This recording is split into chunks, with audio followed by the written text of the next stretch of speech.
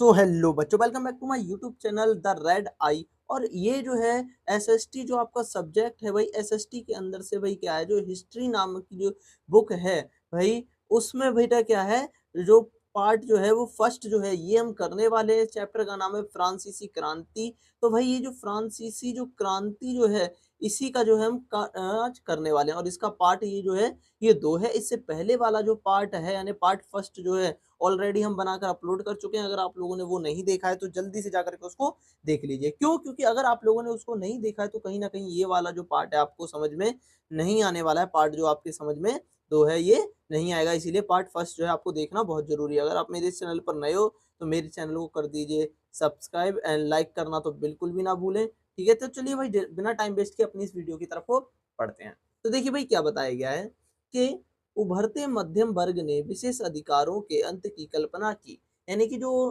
मध्यम वर्ग उभरा था, तो उस मध्यम वर्ग ने क्या किया कि जो विशेष अधिकार जो मिले थे सभी दो प्रथम दो वर्ग जो थे, एक प्राथमिक और द्वितीय, ये दो प्रकार के वर्ग थे। तो इन दोनों के दोनों वर्गों को जो विशेष अधिकार मिले थे ना, इनको भाई क्या किए, समाप्त करने की उसने जो थी वो कल्पना की, यानी कि सोचा। अब देखिए क्या हुआ था कि 18वीं शताब्दी में एक नया सामाजिक समूह जो था ये उभरा, जिसे मध्यम वर्ग जो है वो कहा जाता है ना?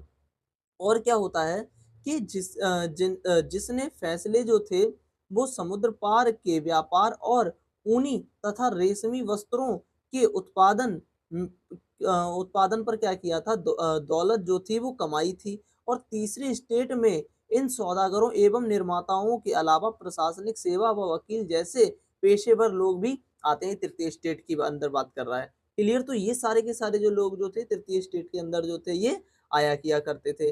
और देखिए क्या था कि भाई जो इन सभी लोगों का जो था मानना था कि भाई किसी के भी पास जन्म पर आधारित विशेष अधिकार नहीं होने चाहिए। तृतीय स्टेट के अंदर जो विशेष जो वो थे मध्यम वर्ग के लोग, इन्होंने क्या बोला, इनका ये मानना था कि भाई किसी के भी पास जन्म से लेकर के कोई अधिकार नहीं होने चाहिए, है ना? ये बात जो थी इन्होंने कही थी। इसी समय जो था लुई सोल्वा ने क्या किया था, नए करों को लागू किया था, जिसके कारण लोगों में जो था गुस्सा आ गया था। और जो था क्या नाम था, प्रचित्र राजतंत्र के अनुसार, सॉरी ये प्रचित्र नहीं है, ये प्राचीन लिखा हुआ है, ये गलत लिख चुका है एक्चुअली। ठीक है? ये जो है ये गलत लिख गया है, तो आप लोग क्या करिए इसे सही कर लीजिएगा। ये जो है ये क्या लिखा हुआ है, ये प्राचीन क्या लिखा हुआ है, ये इसका मतलब है भाई प्राचीन। तो जो हमारा प्राचीन जो लोकतंत्र जो था, प्राचीन राजतंत्र के अनुसार जो था, सॉरी लोकतंत्र नहीं राजतंत्र जो था, इसके तहत राजा जो था अपनी मर्जी से कर जो हुआ करता था, टैक्स जो है वो जनता पर नहीं थोप सकता था। टैक्स यानी कि कर को लगाने के लिए स्टेट जनरल की जो थी वह बैठक जो थी वो बुलाई जाती थी। अपने अपने प्रतिनिधि जो थे ये इसमें भेजा किया करते थे। तो कुछ इस तरीके से जो था ये होता था। कब टैक्स की व्यवस्था किस प्रकार से लागू करनी, किस प्रकार से नहीं, ये बात बोली जाती थी। बैठक कब होगी, इसका फैसला सिर्फ और सिर्फ राजा ही करता था, है ना? इसकी अंतिम जो बैठक जो थी किसकी, स्टेट जनरल की, ये कब हुई थी, ये 1614 में जो थी वो बुलाई गई थी। इसके नियम के अनुसार प्रत्येक समूह को सिर्फ और सिर्फ एक मत जो था देने का अधिकार था। यानी कि भाई क्या था कि फ्रांसीसी समाज में 3 प्रकार के स्टेट थे, प्रथम, द्वितीय, तृतीय। तो इनमें से सिर्फ और सिर्फ पूरा वर्ग मिलकर के एक वोट देगा, एक-एक यानी टोटल मिलाकर के जो थे कितने मत बैठ जाते थे, टोटल मिलाकर के 3 मत बैठ जाते थे बस, ये था। है ना भाई? लेकिन फिर भाई क्या हुआ कि महिलाओं और मज़दूरों को जो था वो आना जो था वो वर्जित भी किया गया था इस सभा के अंदर। और क्या था, लेकिन उसके बाद भी 40,000 पत्रों के माध्यम से इनकी शिकायत जो थी वो लाई गई थी।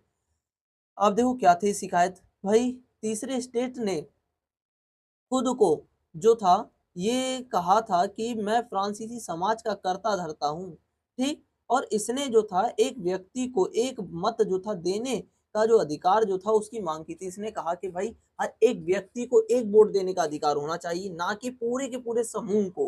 क्लियर? यानी अगर ऐसा हो जाता था कि एक व्यक्ति एक वोट देता, तो कहीं न कहीं ये यही टोटल मिला कर के यही हुआ ना कि ये लोकतंत्र को बढ़ावा दे रहा है। तो ये बात जो थी राजा ने जो थी वो स्वीकार नहीं की, राजा ने इस चीज़ को साफ-साफ इनकार कर दिया था।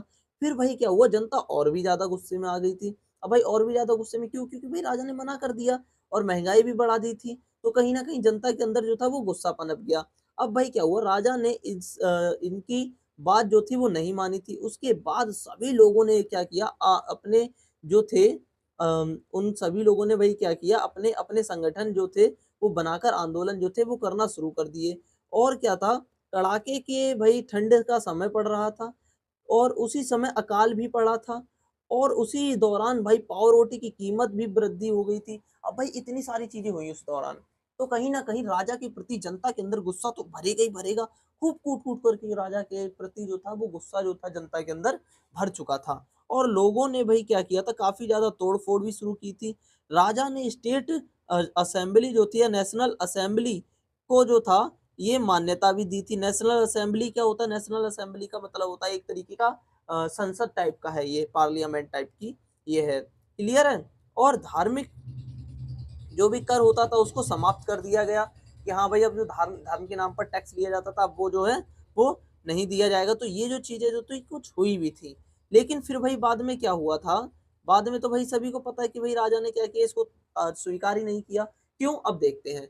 फ्रांस संवैधानिक राजतंत्र बना। फ्रांस संवैधानिक यानी फ्रांस जो था वो लोकतंत्र जो था वो बन गया था। अब नेशनल असेंबली के द्वारा भाई क्या था 1719 में संविधान का जो था प्रारूप जो था वो तैयार भी किया गया था।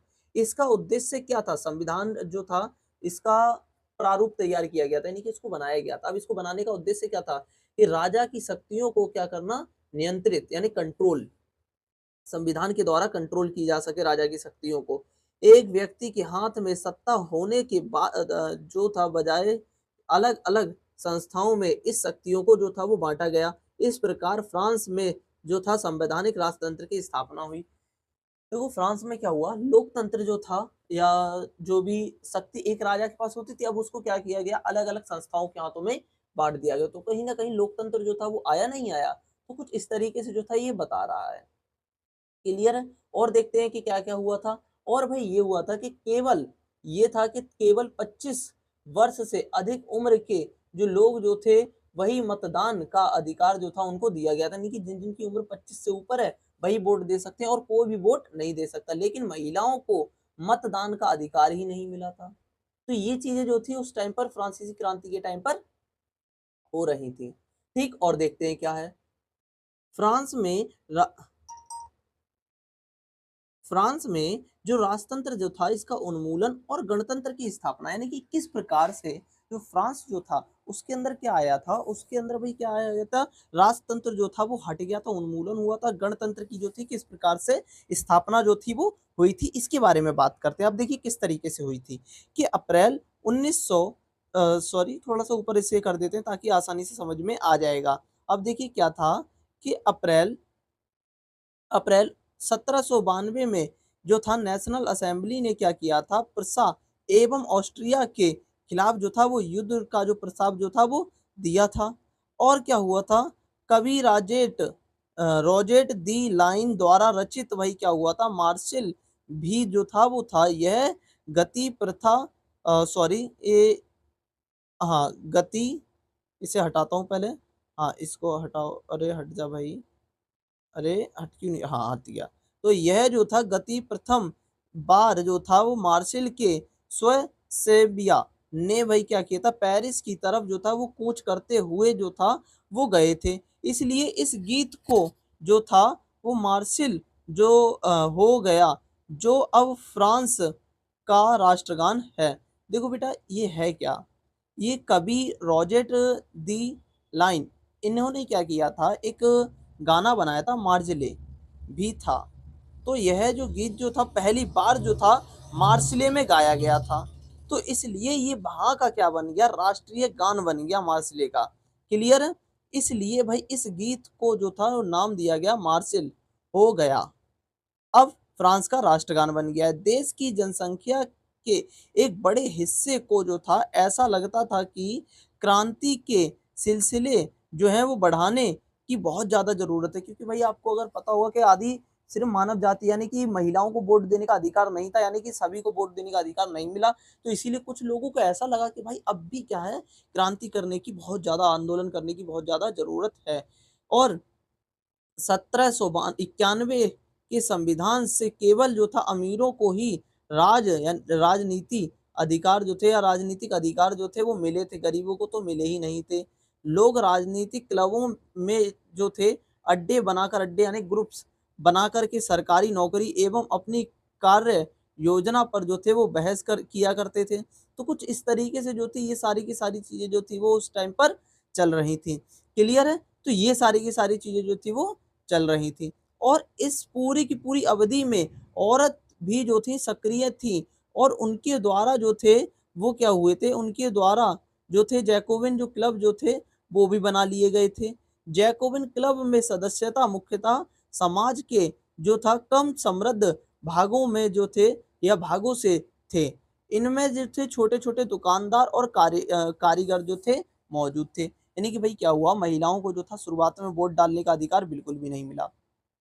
तो महिलाओं ने क्या किया, अपने खुद के छोटे-छोटे जो थे वो क्लब बनाए और फिर बेटा क्या हुआ कि इनका आंदोलन खूब किया, जिसकी वजह से क्या हो गया था कि कहीं न कहीं बाद में आगे चलकर इन्हें भी वोट डालने का अधिकार मिला था।